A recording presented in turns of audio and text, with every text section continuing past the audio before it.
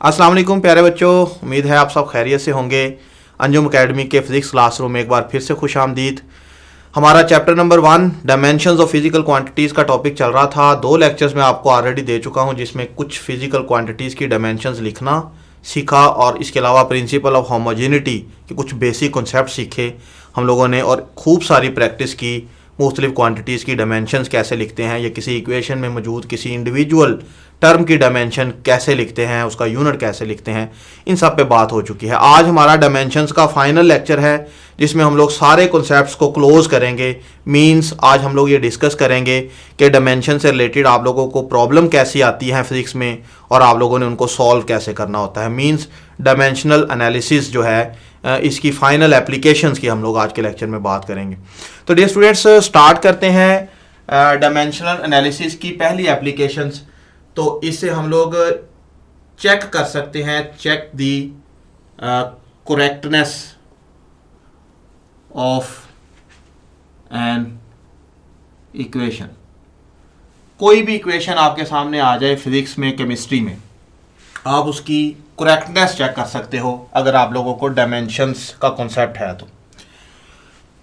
Examples mean practice करते हैं, practice makes the man perfect.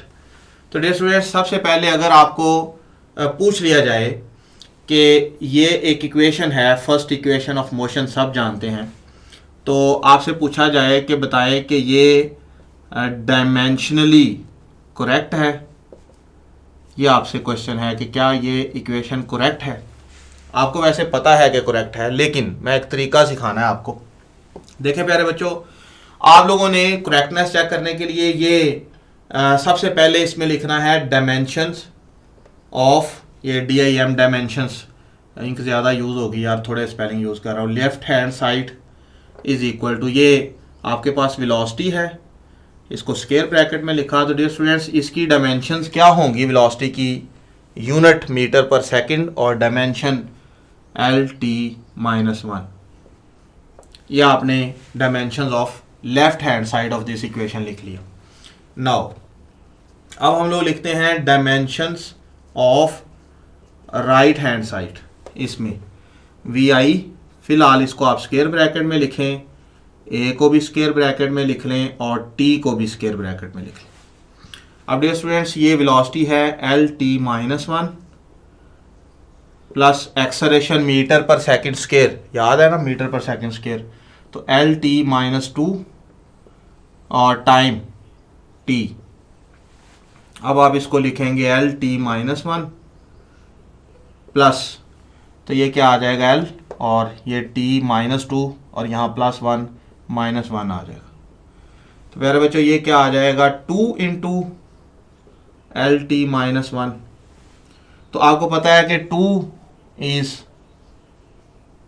2 क्या होता है, डायमेंशनलेस।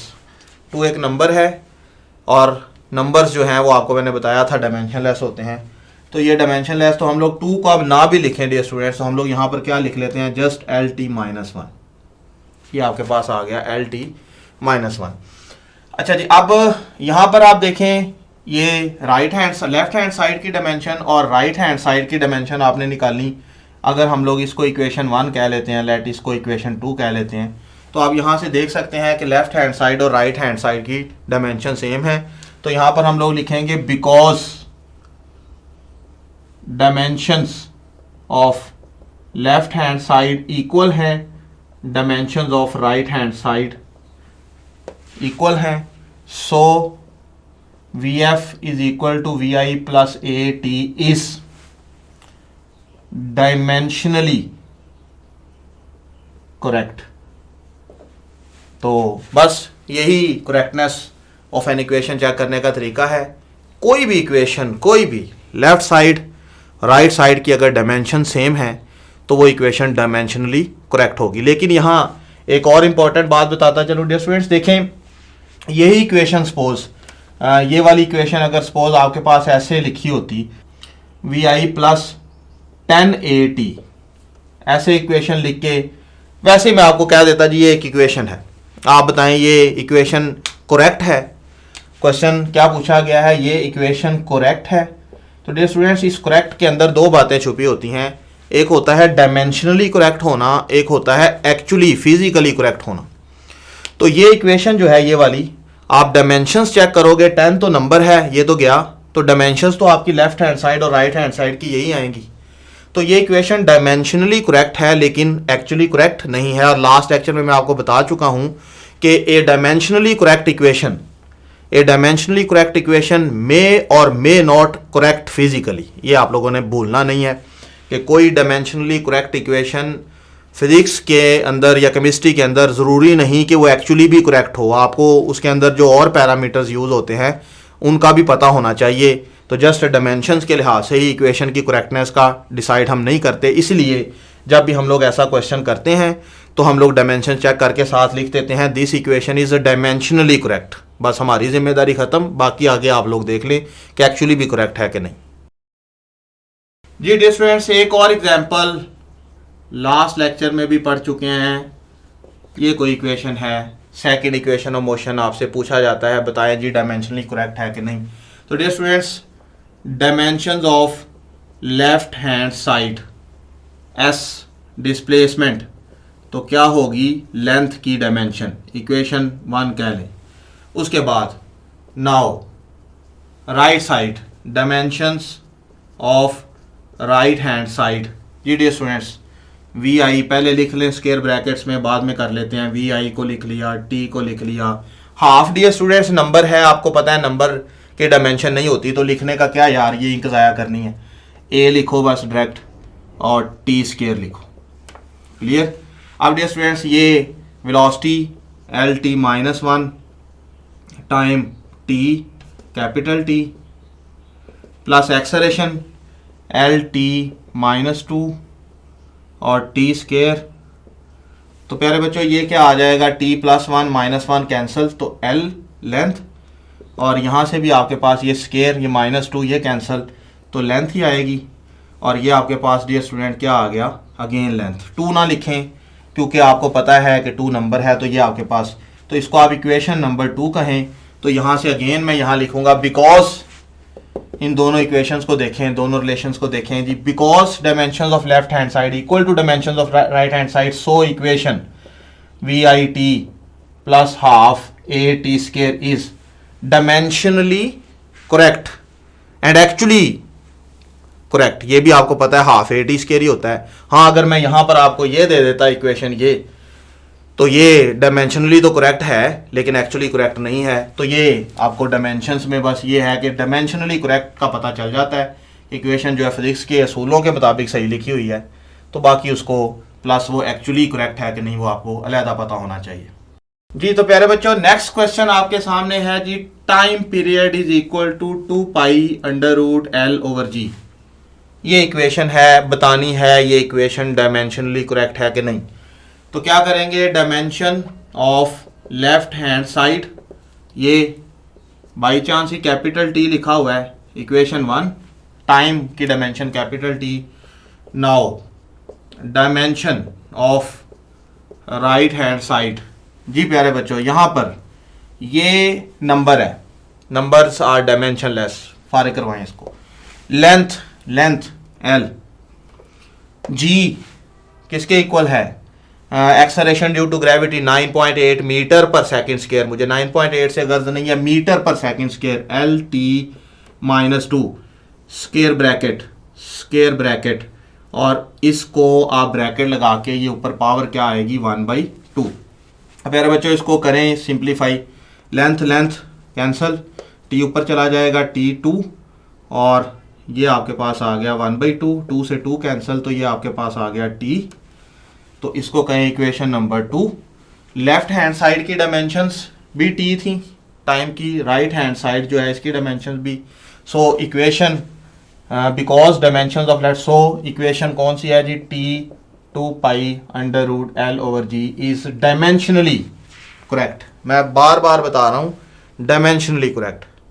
तो प्यारे बच्चों ये तो था सॉल्व करना, उसको एक शॉर्टकट मतलब सिंपल यार, ये देखें टाइम पीरियड है 2π√L/g, या मुझे भूल गया है जी टाइम पीरियड, यार 2π√L/g था या g/L था, ऐसे तो भूल जाता है स्टूडेंट।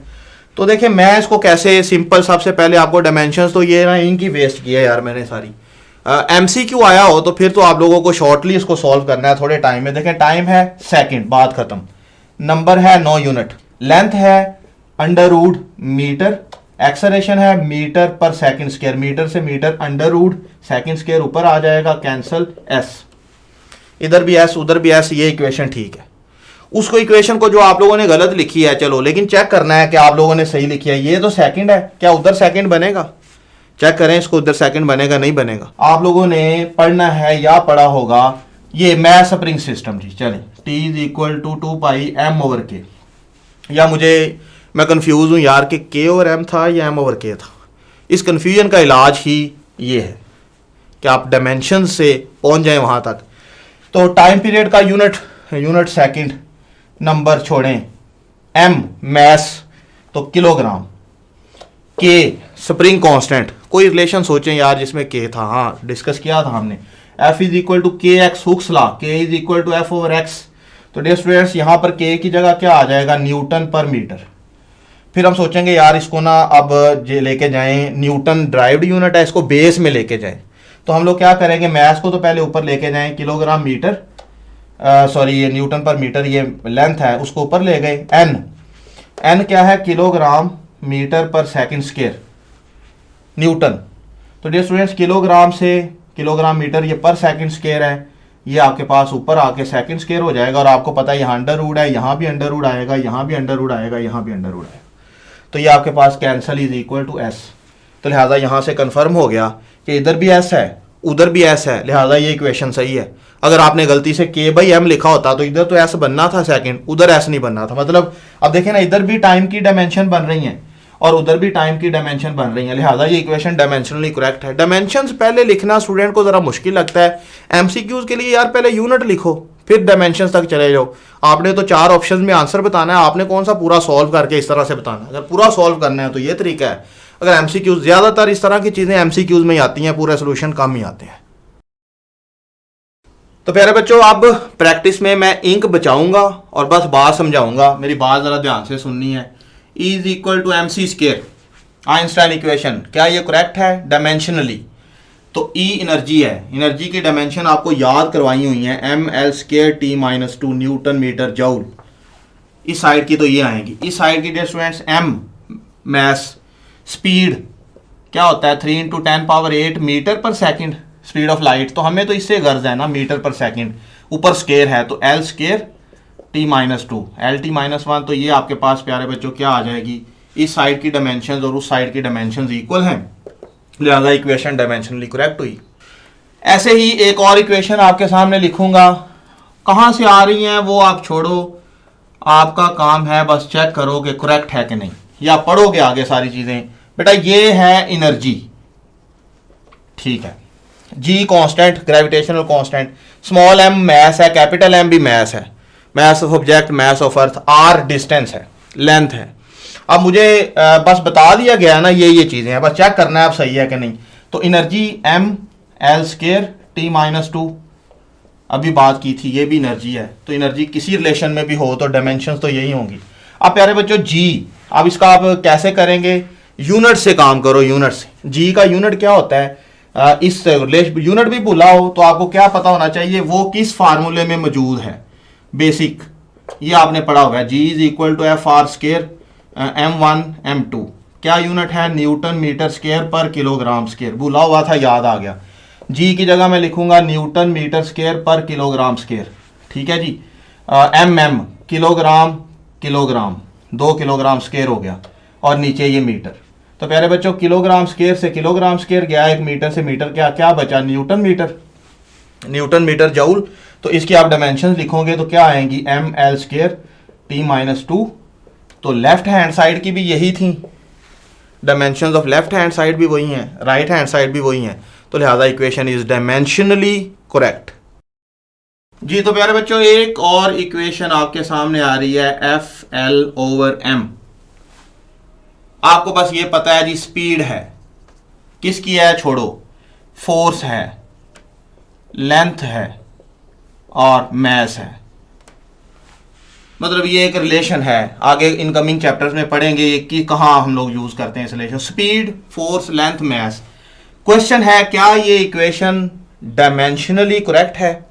तो dear students left hand side पे आ जाएं, speed L T minus one, dimension of left hand side equal to this, dimension of right hand side square root लगाएं, स्क्वायर रूट बल्कि क्या लगाना है 1/2 लिख देंगे। Force M L T minus two, length ये square bracket length divided by mass m, और whole power ये अंडर रूट 1/2।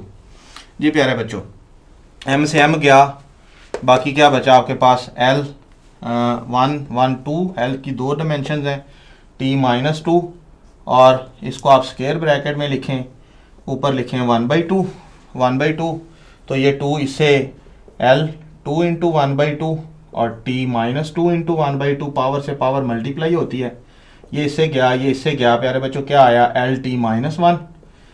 हाँ जी, खुदा पहाड़ निकला चूहा। तो यहाँ से हल करके आपके पास क्या आया L T minus one, left side पर क्या था L T minus one, so equation is dimensionally correct. तो प्यारे बच्चों ये तो था सिंपल, कोई भी इक्वेशन आ जाए जितनी मर्जी लंबी हो जितनी मर्जी खौफनाक हो, हमें बस डायमेंशंस लिखने की प्रैक्टिस होनी चाहिए, हम लोग ये बता सकते हैं वो इक्वेशन डायमेंशनली करेक्ट है या नहीं। ये डायमेंशनल एनालिसिस की फर्स्ट एप्लीकेशन थी, और अब हम लोग बात करेंगे डायमेंशनल एनालिसिस की दूसरी एप्लीकेशन जो कि बहुत इंटरेस्टिंग है, ड्राइविंग अ पॉसिबल फार्मूला। हम लोग डायमेंशनल एनालिसिस की मदद से कोई फार्मूला भी बना सकते हैं। पॉसिबल लिखा है, इसके पीछे भी एक वजह है, वो मैं लास्ट पे डिस्कस करता हूँ। पहले डियर स्टूडेंट्स कुछ नोन चीज़ों से हम लोग अननोन की तरफ जाते हैं। देखें आपको पता है कि जी जो मोमेंटम होता है, मोमेंटम वो बराबर होता है mass multiplied by velocity. Shortly आप इसको P is equal to mv लिखते हो, सबको पता होगा। इस रिलेशन को आप हम लोग ड्राइव करेंगे डायमेंशंस के तरीके से, जैसे कि आपसे कुछ इंफॉर्मेशन आपको पता होगी, जैसे कि आपको कोई कहता है कि जी मोमेंटम ऑफ अ पार्टिकल में डिपेंड ऑन, किस किस पे डिपेंड कर सकता है, मास एंड वेलोसिटी ऑफ पार्टिकल। ठीक है जी, ये क्वेश्चन हो गया, इंफॉर्मेशन बताई जा रही है मोमेंटम ऑफ पार्टिकल में depend on mass and velocity of particle, then derive formula of momentum by dimensional analysis. चलो जी, ये क्वेश्चन है, अब सॉल्यूशन की तरफ हम जा रहे हैं। तो प्यारे बच्चों तरीका क्या होगा डायमेंशनल एनालिसिस से मोमेंटम का फार्मूला बनाने का। अब हम भूल जाएं कि आपको मोमेंटम के फार्मूले का पता है। मोमेंटम ऑफ पार्टिकल में डिपेंड, तो जिस पे डिपेंडेंस है उसके साथ आपने P मोमेंटम लिख के मास m की पावर a लिख लें, मतलब मास m और उसके ऊपर ये a खुद ही लिख लें, x लिख लें या कुछ भी लिख लें। इसके अलावा दूसरा मोमेंटम की किस पे डिपेंडेंस है, वेलोसिटी पे, तो v लिख के उसके ऊपर पावर b लिख लें। अब तरीका इसको फॉलो करना है, आगे आगे आपको खुद ही पता चलता जाएगा। अब हम लोग क्या करते हैं, दोनों को एक साथ लिखें, अगर m v a b और ये प्रोपोर्शनैलिटी हटाएंगे तो आपको पता है क्या आता है, कांस्टेंट को मैं k से लिख लेता हूँ, m a और v b, ये आपके पास आ गया। इसको प्यारे बच्चों मैं लिख लेता हूँ इक्वेशन नंबर 1। उसके बाद हम लोग क्या करेंगे, बाय या लिखेंगे टेकिंग डायमेंशंस, या दोनों तरफ आप डायमेंशंस लिखेंगे। P मोमेंटम, मोमेंटम का यूनिट क्या होता है, mass multiplied by velocity, kilogram metre पर सेकंड, किलोग्राम मास मीटर पर सेकंड। ये आपके पास मोमेंटम की डायमेंशन आ गई। उसके बाद K आपने वैसे ही इसको लिख दें, K इसका मुझे नहीं पता, M मास और पावर A, और V velocity L T minus one और पावर बी, ये हमने लिख लिया दोनों तरफ डायमेंशन। पहले क्या करना है, जिस पर डिपेंडेंस है मोमेंटम की उनको प्रोपोर्शनल लिखना है, उन प्रोपोर्शनल के बाद वो जो मास और वेलोसिटी इनकी कुछ पावर दे देनी, एक्स वाई ए बी कुछ भी, उसके बाद इसको एक साथ लिख के डायमेंशन लिख ली दोनों तरफ। अब प्यारे बच्चों आप लोग एक स्टेप और कर लो यार, यहाँ M L T minus one वो सारा कुछ इकट्ठा कर लो, K M A L B T ये माइनस बी, तो ये आपने एक साथ लिख लिया। उसके बाद आपने प्यारे बच्चों क्या करना है, कंपेयर करनी है, कंपेयर डायमेंशंस एक एक करके। जैसे कि पहले एम को पकड़ लो, एम मैस इधर एम है उधर भी है, सिर्फ एम की डायमेंशंस को कंपेयर करना है, इनकी पावर्स को कंपेयर करना है। तो प्यारे बच्चों यहाँ एम की पावर क्या लिखी हुई है, वन वन इक्वल टू, यहाँ एम की पावर क्या लिखी हुई है, ए, और एम कोई नहीं है, तो यहां से आपके पास a इज इक्वल टू क्या आ गया, वन। ये जो आपने खुद लिखा था अननोन a, इसकी वैल्यू आ गई। अब उसके बाद हम लोग क्या करते हैं, अभी b की वैल्यू निकालनी है, तो अब मैथ के बाद आप आ जाओ लेंथ, दोनों तरफ लेंथ की आपने पावर्स को कंपेयर करना है। इधर लेंथ की पावर क्या है, वन वन इक्वल टू, उधर क्या है b, तो मेरे बच्चों यहाँ b is equal to one आ गया। बस दो ही आपके अननोन थे जो आपने इस तरीके से निकालने थे। अब आप इन दोनों को क्या करोगे, इन दोनों को पुट इन इक्वेशन वन, तो p इज इक्वल टू के, और मैस की पावर वन, v की पावर भी वन, a और b ये, तो ये आपके पास प्यारे बच्चों क्या आ गया, p इज इक्वल टू के एम वी। ये आपके पास मोमेंटम का रिलेशन बन गया। अब डायमेंशंस के तरीके से, डायमेंशनल एनालिसिस से आपने मोमेंटम का फार्मूला तो बना लिया, लेकिन डायमेंशनल एनालिसिस का एक ड्रॉबैक समझ लें, एक खामी इसमें समझ लें कि फार्मूला तो पता चल जाता है, लेकिन ये नहीं बताता कि ये के की वैल्यू क्या है। ये के जो है, जो कांस्टेंट आपने यहाँ लिखा था प्रोपोर्शनैलिटी कांस्टेंट, इस के का नहीं पता चलता। वैसे आपको पता है कि जी p is equal to M V है, तो यहाँ मैं इसको लिख सकता हूँ वन इंटू एम वी, तो ये के इक्वल टू वन है, ठीक है। के की वैल्यू डायमेंशनल एनालिसिस से हमें पता नहीं चलती, इसकी वैल्यू हमें किसी और तरीके से, कोई एक्सपेरिमेंटल या थ्योरेटिकल तरीका कि एक्सपेरिमेंट से कांस्टेंट की वैल्यू कैसे निकालते हैं या थ्योरेटिकली कैसे निकालते हैं, ये इस पे अलग लेक्चर में दूंगा। लेकिन फिलहाल आपने याद रखना है कि डायमेंशनल एनालिसिस जो है वो कांस्टेंट की वैल्यू के बारे में या कांस्टेंट के बारे में कोई इन्फॉर्मेशन नहीं देता, बस ये वहाँ पर बाकी ये रिलेशन बना देता है जो पॉसिबल मतलब कुछ रिलेशन ऐसे होते हैं जो ये डायमेंशनल एनालिसिस नहीं भी बनते, वो कौन से होते हैं उसको बाद में बात करते हैं। तो ये इस तरह से हम लोग ये फार्मूला ड्राइव करेंगे। तो प्यारे बच्चों, नेक्स्ट फार्मूला हम लोग ड्राइव करेंगे सेंट्रीपिटल फोर्स का। अब देखें, कॉमन सेंस, ये एक ऑब्जेक्ट है, धागे से बंधा हुआ है, आप इसको ऐसे घुमा रहे हो, इसकी कुछ स्पीड है ऑब्जेक्ट की, सपोज किसी स्पीड से आप इसको घुमा रहे हो, लेट ऐसे।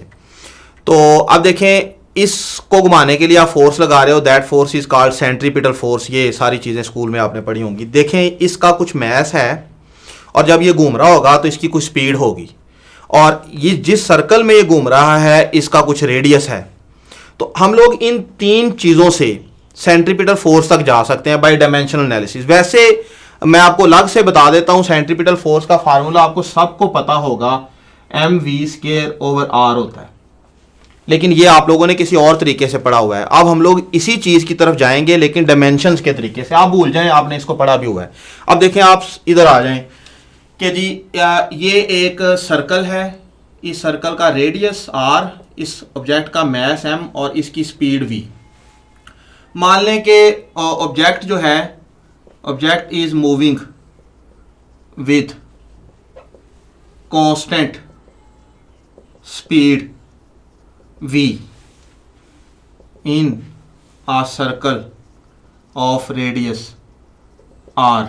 ऑब्जेक्ट के साथ यहाँ मैं लिख देता हूँ of mass m। Object of mass m is moving with constant speed v in a circle of radius r। Centripetal force जो इसको घुमा रही है, मे का वर्ड डिपेंड कर सकती है, मे डिपेंड ऑन, किस किस पे डिपेंड कर सकती है, मैस पे, वेलोसिटी पे, रेडियस पे। इतनी मुझे पता चल गई चीज़ जी, डिपेंड कर सकती है। Then derive relation for centripetal force. ये हमारा क्वेश्चन है। मतलब ये है इन शॉर्ट में ये सारा कुछ कि फोर्स जो है, फोर्स वो डिपेंड कर सकती है मास पे, वो डिपेंड कर सकती है रेडियस पे, वो डिपेंड कर सकती है वेलोसिटी पे। ये तीन चीज़ों पे डिपेंड कर सकती है। ये जो सारा हमने लिखा है ये यही लिखा है, इसको आप अब छोड़ें। अब इस इंफॉर्मेशन से मुझे कहा गया है कि जी ड्राइव करें, drive formula of centripetal force का फार्मूला ड्राइव करें। ठीक है जी, कर लेते हैं। क्या तरीका डियर स्टूडेंट्स आपको बताया है। सोल्यूशन शुरू करते हैं। F directly proportional M, power कुछ लिख लो, F directly proportional to R, power कुछ लिख लो, F directly proportional to V, power कुछ लिख लो, ए बी सी लिख लो, एक्स वाई जेड लिख लो, क्यू पी टी लिख लो, कुछ भी लिख लो, आपकी मर्जी है। अब ये जो आपने लिखा इसको इकट्ठा करें तो M R V A B C, और प्रोपोर्शनैलिटी हटाओ तो constant M A R B V C. इसको प्यारे बच्चों क्या लिख लिया, इक्वेशन नंबर 1। अब हमारा नेक्स्ट टारगेट क्या है, इस ए बी सी जो आपने पावर्स में लिखे हैं इनकी वैल्यूज निकालना। उसके लिए हम लोग क्या करेंगे, दोनों तरफ सबसे पहले लिखते हैं taking dimensions on both sides. जी प्यारे बच्चों, एफ फोर्स की डायमेंशन याद करवाई हुई है आपको। यहां मैं ऊपर लिख रहा हूं M L T minus 2, force की डायमेंशन के वैसे ही चलने दो, कांस्टेंट है। एम मैस प्यारे बच्चों क्या आएगा, M capital M, R radius, length है, लेंथ की डायमेंशन एल, वेलोसिटी ये आपके पास क्या आएगा, एल टी माइनस 1, ये आपके पास आ गई वेलोसिटी। अब उसके बाद इनकी पावर्स यहाँ जो लिखी हुई हैं ए बी और सी। अक्सर स्टूडेंट पूछते हैं कि सर ये ए बी सी किस ऑर्डर से, बेटा जो मर्जी जिसके ऊपर मर्जी, आर की पावर ए कर लो, उसकी सी कर लो, जो भी कर लो, हमने तो उसके उधर जो वैल्यूज आएंगी ना वो जब लगाएंगे तो फार्मूला एक ही बनेगा। जो मर्जी जिसके ऊपर मर्जी लिखो, ये कोई मैटर नहीं करती चीज़। अच्छा प्यारे बच्चों ये आपके पास आ गई, इसको फिर एक स्टेप और कर लें, थोड़ी स्याही और लगा लें। चलो यार ये के, ये बड़ा मुश्किल काम होता है एक चीज़ वही दोबारा लिखना। एम ए की है ए, एल ये दो हैं तो बी प्लस सी, एक उधर सी है इधर बी है, और टी ये आपके पास क्या है ए की है तो ये आपके पास माइनस सी। ये प्यारे बच्चों आपके पास इक्वेशन आ गई ऊपर वाली। अब हम लोग क्या करेंगे, कंपेयर करेंगे, कंपेयर डायमेंशंस। हाँ जी, दोनों तरफ डायमेंशंस कंपेयर करनी है। क्यों करनी है, ए बी सी निकालना है भाई, ये जो लिखा हुआ है अपने पास। देखें इधर m की पावर 1, लेंथ की पावर 1, t माइनस 2 लिखा हुआ है। अब हमने पहले क्या करते हैं, m को पकड़ें, आप मैथ को पकड़ें। इधर मैथ की पावर 1, उधर मैथ की पावर a। चलो जी ये तो काम हुआ, a आ गया आपके पास। उसके बाद आप पकड़ो लेंथ को, लेंथ की पावर इधर 1, उधर b प्लस सी। तो यहां तक बात रुक गई, आगे नहीं चलेगी क्योंकि दो अननोन है, एक इक्वेशन है। तो प्यारे बच्चों यहां पर मैं इसको क्या करता हूं, इसको इक्वेशन नंबर कह लेते हैं, नंबर पहले भी दिया था, इसको इक्वेशन नंबर 2 कह लेते हैं। चलिए मतलब इससे आगे तो मैं नहीं जा सकता, b प्लस सी आ गया और मैं क्या करूं भाई। उसके बाद एक चीज और बची हुई है टाइम, उसको पकड़ो। टाइम की यहां पर पावर डियर स्टूडेंट्स क्या है, -2, और उधर क्या है टाइम की -c। माइनस से minus cancel, c is equal to 2, तो ये c आ गया। अब यारे बच्चों c इधर से आ गया, a इधर से आ गया, इस c को आप यहां पर पुट करके b भी निकाल सकते हो। जैसे कि अगर मैं उस c को पुट करता हूं लेट यहां पर, तो आपके पास क्या आ जाएगा, पुट इन इक्वेशन 2, तो c वहां पुट किया 1, b प्लस 2, और इधर ले आए तो आपके पास -2 plus 1 is equal to b, b is equal to -1 आ गया। तो ये आपके पास b भी आ गया। मेरे बच्चों तीनों वैल्यूज a b c आपके पास आ गई। अब आपने क्या करना है, ये जो इक्वेशन 1 लिखी हुई थी तीनों को इसमें पुट कर देना है। तो जब हम ये वैल्यूज इक्वेशन में पुट करेंगे, यहाँ पर मैं ये रेज कर रहा हूँ, ये आपके पास 100 इक्वेशन 1 बिकम्स, इक्वेशन 1 ये वाली क्या बन जाएगी, एफ इज इक्वल टू के एम, ए किधर था 1, और आर की पावर क्या है इधर बी, और बी किधर है ये -1, और इसके अलावा वेलोसिटी की पावर c थी और c2 था v2। तो प्यारे बच्चों ये आपके पास क्या आ गया, एफ इज इक्वल टू के लिखा m और v स्केयर, और ये r -1 है नीचे ले आए। तो आप देखें कि ये आपके पास जो रिलेशन आ गया सेंट्रीपिटल फोर्स का आ गया, जो स्टार्ट पे मैंने आपको बताया था, सबको पता होता है M V square over R, तो ये आपके पास आ गया। स्टिल मैं वही कहूँगा कि के की वैल्यू डायमेंशनल एनालिसिस से हमें नहीं पता, किसी और तरीके से पता चल जाती है। जैसे कि जो आप पहले फार्मूला जानते हो M V square over R, तो उसमें के क्या है 1, तो उससे हमें पता चल जाता है, लेकिन इस तरीके से हमें पता नहीं चलता। प्यारे बच्चों एक और इम्पॉर्टेंट चीज़ देखें, जब आप ये कहते हो ना कि फोर्स में depends on mass velocity and R, तो हो सकता है कि आपने जो तुक्का लगाया है 3 चीज़ों पे डिपेंडेंस सोची है, हो सकता है कि वो 3 पे ना करती हो। कुछ रिलेशंस ऐसे भी आ जाते हैं जिन पे आप कहें जी 4-5 चीज़ों पे डिपेंड करती है, एक्चुअली 4-5 पे ना करती हो। तो डायमेंशनल एनालिसिस की ब्यूटी ये है कि आपने अगर गलत अंदाज़ा भी लगा लिया है तो ये आपको उस पैरामीटर को जो आपने गलत इसमें इन्वॉल्व कर लिया है, जैसे कि फ़र्ज़ कर लें आपने यहाँ पर मैस लिख लिया है, मैस पे फ़र्ज़ कर लो डिपेंडेंस ना होती, तो फिर ये डायमेंशन एनालिसिस क्या करेगा, वो जो ए है उसका आंसर 0 दे देगा। जब आप 0 लगाओगे तो वो समथिंग पावर 0 वो ख़त्म हो जाएगा। इसकी एग्जाम्पल के लिए हम लोग एक और क्वेश्चन करते हैं। तो प्यारे बच्चों मान लें कि आपको कहा जाता है कि जी एक सिंपल पेंडुलम है, सिंपल पेंडुलम, ये धागे के साथ उसको हैंग किया हुआ है, इसका मैस m है।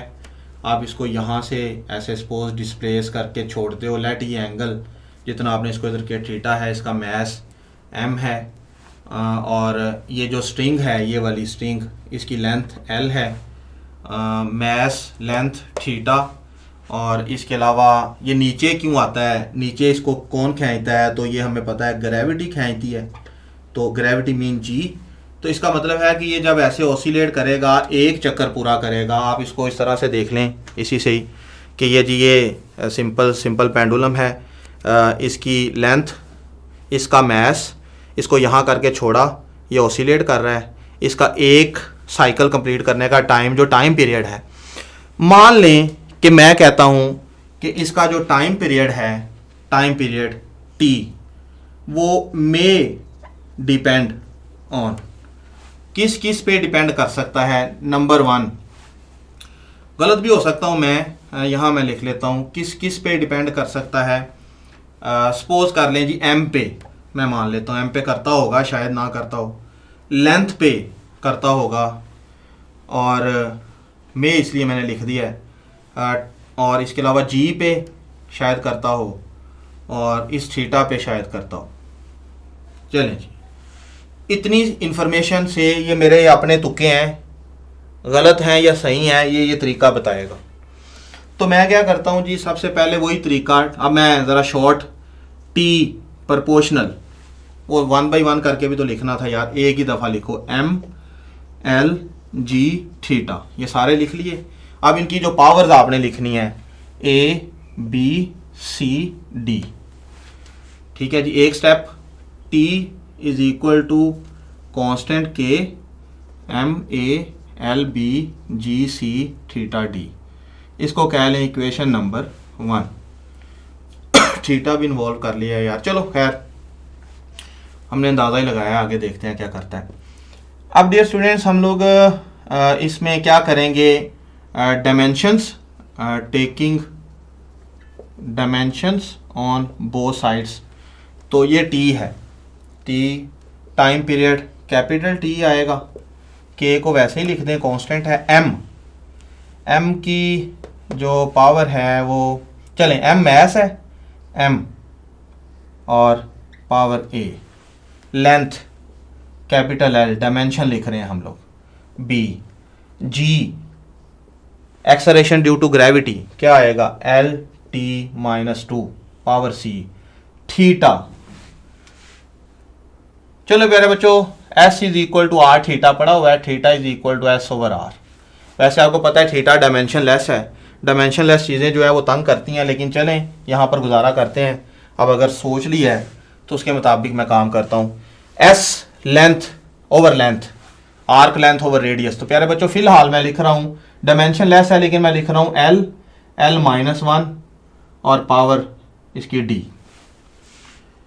एल मतलब ऊपर भी लेंथ, नीचे भी लेंथ, ऊपर ले जाएंगे L, L minus one, L power zero. Answer वो जाहिर है डायमेंशन लेस है, लेकिन चले लिखने में क्या हर्ज है यार, ये वही लिखा हुआ है कि something power zero is equal to one, one तो कहीं भी लिख सकते हैं। तो प्यारे बच्चों ये आपके पास आ गई डायमेंशंस। उसके बाद मैं क्या करता हूं, टी, हाँ जी, के, पहले एम पकड़े, एम सारे में एक ही है, ए, फिर लेंथ एल, एल लेंथ कितनी है, 1 2 3 4, चलें जी, लेंथ की पावर बी, फिर प्लस सी, ये बी है, इधर सी है लेंथ की पावर, और ये प्लस डी माइनस डी। चलें जी, उसके बाद हम लोग क्या लिखेंगे, टी। तो प्यारे बच्चों टी किसके इक्वल आ जाएगा, टी आ जाएगा आपके पास, ये देखना है टाइम कितने हैं, एक ही है, माइनस टू सी, माइनस टू सी। तो ये आपके पास मैंने एक रिलेशन ही लिख दिया ये सारा पकड़ के। यहाँ पर भी मैं आसानी के लिए, आपको पता है मैंने आपको बताया हुआ है टाइम है, तो इसके साथ आप ये M0 L0 लिख सकते हो, क्योंकि बेसिकली तो टाइम है, लेकिन वो M0 L0 आप लोग इसका मतलब 1 या कहीं भी लिख सकते हो। अब हम लोग 1 बाई 1 करके पहले बच्चों क्या करेंगे, M को पहले पकड़ें, M को, तो M की पावर इधर 0 और उधर A, तो इसका मतलब है एक तो आपके पास आ गया 0 जो हमने यहाँ लगाना है, ठीक है। उसके बाद आप पकड़ें आप लेंथ को, तो प्यारे बच्चों इधर लेंथ की पावर क्या है 0, उधर length B plus C plus D minus D, D तो ये इससे गया, तो यहाँ से आपके पास क्या आ गया, 0 is equal to B plus C। तो बस यहाँ से आगे बात नहीं चल रही, इसको आप इक्वेशन नंबर फिलहाल 2 कह लें, B प्लस C। अब आप पकड़ें टी को, तो प्यारे बच्चों टी जो है इसकी दोनों तरफ डायमेंशंस को कंपेयर करें। टी इधर 1 है, पावर 1, उधर टी की पावर क्या है, माइनस टू सी, तो यहाँ से आपके पास सी क्या आ जाएगा, माइनस 1/2, सी भी आ गया, और सी भी आ गया। इस सी को प्यारे बच्चों क्या करेंगे, इधर लगाएं अगर, तो हमारे पास पुट इन इक्वेशन 2, इक्वेशन 2 में लगाएंगे तो क्या आ जाएगा, ये मैं यहाँ लिख रहा हूँ ज़रा, ये आप देख लीजिएगा, C0 is equal to B minus 1/2, ये C की जगह माइनस 1/2, और यहाँ से B क्या आ जाएगा 1/2, ये आपके पास आ गया। चलें जी, इसके बाद प्यारे बच्चों यहाँ पर कितने थे हमारे parameters, A B C D, A भी हो गया, B भी हो गया, C भी हो गया, D नहीं हुआ, D होना भी नहीं था, वो डायमेंशनलेस चीज़ आपने बीच में डाली हुई है।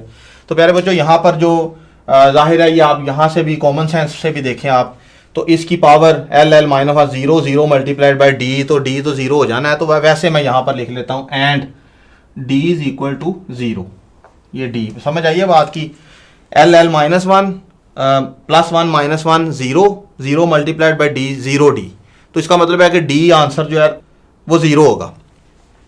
अच्छा जी, अब ये सारा कुछ बोर्ड ज़रा यार मेरा यूज़ करना ऐसा ही है, बात समझ आनी चाहिए यार, ये तो मिट जाने होते हैं, साफ लिख रहा हूँ कि नहीं उसको छोड़ें। अब डियर स्टूडेंट्स हम लोग क्या करेंगे, सारी चीज़ें पकड़ के इस इक्वेशन में लगा देंगे। अब ये डायमेंशंस की कहानी हमारी ख़त्म हो गई, ये वाला ख़त्म हो गया स्टेप। अब इस ये इक्वेशन में सारी वैल्यूज़ पुट करते हैं, टी, के वैसे ही, एम 0, ए की ए, लेंथ बी 1/2, जी सी माइनस 1/2, थीटा डी 0। तो अब प्यारे बच्चों जैसे मैंने आपको बताया था कि अगर आपका कुछ अंदाज़ा गलत है, जैसे कि आपने कहा था जी मैथ्स पे भी डिपेंड कर सकता है, ये आपने अंदाज़ा लगाया था, तो अब देखें जो आपने अंदाज़ा लगाया था उस पर डिपेंडेंस अगर नहीं है तो वो खुद ब खुद ही 0 आ जाएगा, ये अपने रूल के साथ आपने चलना है, वो खुद ही 0 आ गया। ये खुद ही ख़त्म हो जाएगा। तो ऐसे ही थीटा पे भी ये डिपेंडेंस ख़त्म, तो टी इज इक्वल टू क्या आ गया के, तो ये आपके पास आ जाएगा L 1/2 और नीचे G को ले जाएं G 1/2, तो आपके पास क्या आ जाएगा K √L/G। तो ये आपके पास टाइम पीरियड का रिलेशन आ गया, और टाइम पीरियड का रिलेशन यही होता है। K स्टिल मुझे नहीं पता, डायमेंशनल एनालिसिस के मुताबिक तो नहीं पता, वैसे मुझे पता है K इज इक्वल टू 2π होता है। तो यहाँ से डायमेंशन एनालिसिस हमें K की वैल्यू नहीं बताता, तो रिलेशन हमारे पास आ गया। तो देखें इस प्रोसेस की खूबसूरती कि अगर आपका कोई अंदाज़ा गलत है तो इस तरीके से जब आप काम करोगे तो आपका अंदाज़ा यहाँ से निकल जाएगा और रिज़ल्ट आपको सही मिलेगा। वो अंदाजे वो जो आपने लगाए थे अगर नहीं डिपेंडेंस है तो उस पर ख़त्म हो जाएगी। इसके अलावा डियर स्टूडेंट्स, यहाँ पर ये थीटा को मैंने ज़बरदस्ती इन्वॉल्व किया था।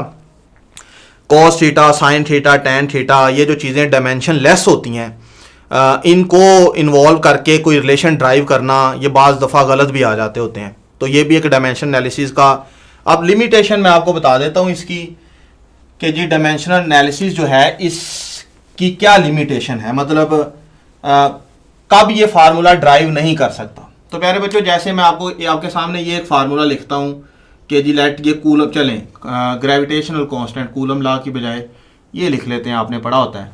अब देखें इसमें ये जो G है, आपको पता है G की डायमेंशंस होती हैं, ये एक डायमेंशनल कांस्टेंट है। तो ऐसा कोई रिलेशन डायमेंशन एनालिसिस से आप फार्मूला ड्राइव नहीं कर सकते जिसमें कांस्टेंट की डायमेंशंस हों। अभी तक हमने जितने भी रिलेशन ड्राइव किए हैं, जैसे टाइम पीरियड वाला अभी किया है तो 2π जस्ट ए नंबर, इसकी डायमेंशन नहीं थी। सेंट्रीपिटल फोर्स वाला किया तो उसमें जो K था आपको पता है 1 है, वो भी नंबर है। तो हर वो फार्मूला ड्राइव कर सकते हो आप लोग जिसमें कांस्टेंट जो है इसकी डायमेंशंस ना हो। तो जिस फार्मूले में भी, ये कूलम लॉ में भी आप देख लें कि Q1 Q2 ओवर r², तो ये एक डायमेंशनल कांस्टेंट है। तो डायमेंशनल कांस्टेंट होगा तो हम लोग उस रिलेशन को डायमेंशनल एनालिसिस से ड्राइव नहीं कर सकते। ऐसे PV is equal to nRT में ये भी एक डायमेंशनल कांस्टेंट है, इसको भी नहीं आप कर सकते। जैसे कि ये T is equal to 2π √m/K spring constant और मैस, ये आप लोग करके देखिएगा, ये भी एक डायमेंशन लेस कांस्टेंट है, ये आप कर सकते हो।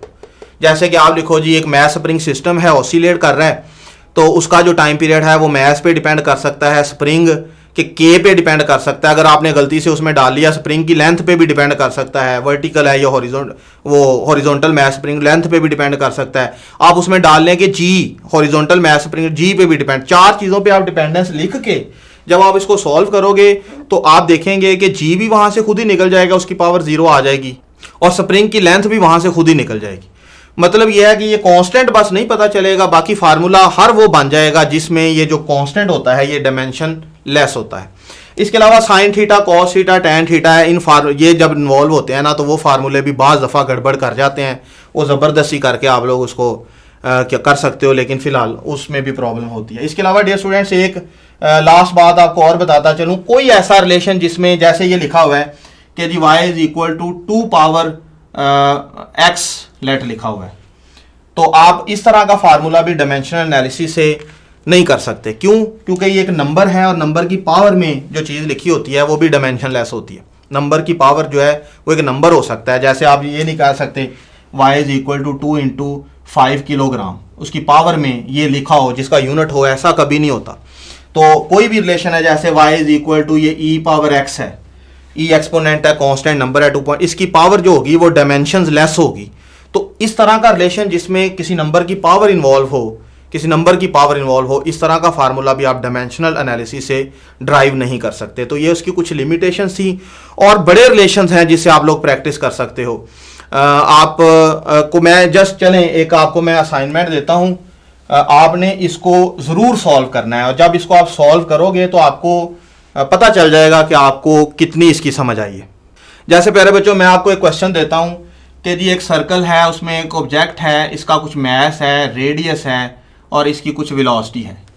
तो मैं आपको कहता हूं जी एक्सेलरेशन का रिलेशन ड्राइव करो, एक्सेलरेशन। और एक्सेलरेशन जो है मैं आपको बता देता हूं, मैस पे डिपेंड कर सकता है, वेलोसिटी पे कर सकता है, आर पे कर सकता है। ये मेरा अंदाजा है कि एक्सेलरेशन में depends on mass, velocity and radius.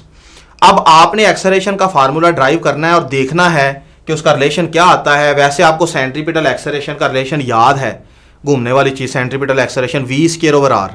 तो जब आप इसको सॉल्व करोगे A C is equal to V square over R और यहाँ के लिखा आ जाएगा, और आप देखोगे कि एम जो आपने अंदाजे से डाली है उसमें वो खुद ब खुद ही उसमें से खत्म हो जाएगी, आप करके देखना।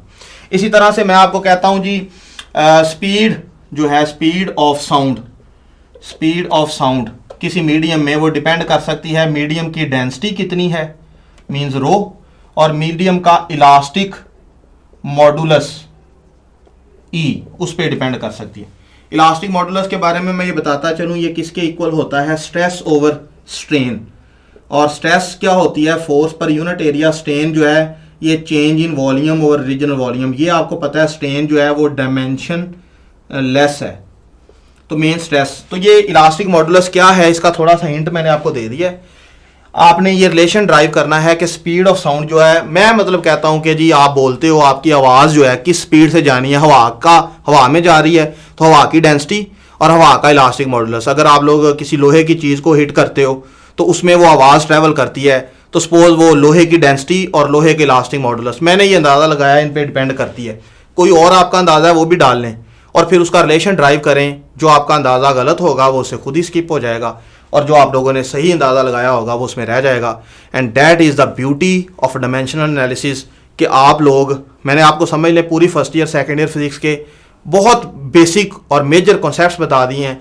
कोई रिलेशन जब आपके सामने आ जाए, जितना मर्जी मुश्किल हो, आपने उससे ये नहीं कहना कि यार ये रिलेशन तो कभी पढ़ा नहीं। आप डायमेंशनली चेक करो, सही है, आगे चलो, आपको क्या लगे कहाँ से आया है। उसके बाद इस तरह से कोई इक्वेशन आपके सामने आ जाए, आपको भूल जाए यार ये क्या था, यार ये v is equal to F lambda था या f is equal to V lambda था, ये स्पीड का रिलेशन होता है, v velocity, f frequency, lambda wavelength, ऐसे मुझे भूला हुआ है क्या था, तो डायमेंशंस आपकी हेल्प करेंगी। कोई इक्वेशन आ गई है, आपको भूल जाता है यार उस इक्वेशन को चेक करना है कि वो जो सेकंड इक्वेशन है वो ये तो नहीं, ये थर्ड इक्वेशन है 2as is equal to V F square minus V I square. तो मैं इसको लिख लेता हूँ जी, फ़र्ज़ कर लें 2a t, मुझे नहीं याद 2as था या 2a t, तो आप चेक कर लो इसको डायमेंशन से कि इक्वेशन सही है कि नहीं। तो यहाँ से डियर स्टूडेंट्स, अक्सर स्टूडेंट्स डायमेंशंस के टॉपिक को ऐसे ही छोड़ देते हैं कि यार ये क्या MLT। तो ये पूरी जो आपको डिटेल बताई है ये कितनी इफेक्टिव है, ये आपको इनकमिंग लेक्चर्स में खुद ही पता चल जाएगा। और मेरे इस लेक्चर की फ़ीस ये है कि मेरे इस लेक्चर को ज़्यादा से ज़्यादा लोगों तक शेयर करें, मुझे सपोर्ट करें, क्योंकि आपकी सपोर्ट के साथ ही मैं ये सारी चीज़ें आप लोगों को डिलीवर कर पाऊँगा। अपना ख्याल रखिएगा, अल्लाह हाफिज़।